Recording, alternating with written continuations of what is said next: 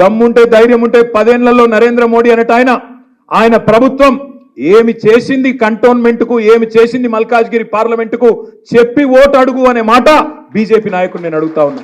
మాట్లాడితే గట్టిగా అడిగినాం అనుకో, ఏం చేసిరా మీరు 10 ఏళ్ళలో ఏం బీకిండ్రంటే జై శ్రీరామ్, ఇంకా తప్పేం లేదు.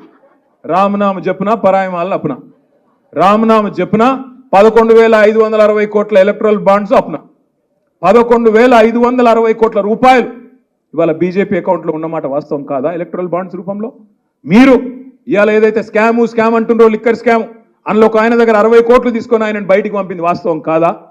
ఇవన్నీ వాస్తవాలు కాదా రాజేందర్ అన్న? నీతిమంతుడు మోడీ గారు. ఎందుకు నీతిమంతుడు? 609వ స్థానంలో ఉన్న అదానిని తీసుకొచ్చి 2వ స్థానంలో కూర్చోబెట్టినందుకు నీతిమంతుడు. ఎక్కడికి వెళ్ళి నీతి వచ్చింది? అందుకే నేను అంటా ఉన్నా మిత్రులారా, ఆగం కాకండి. గోసముఖం పెట్టంగానే ఇప్పుడు అన్నాడు మా అన్న, గోసముఖం పెట్టంగానే ఆగమయ్యారు.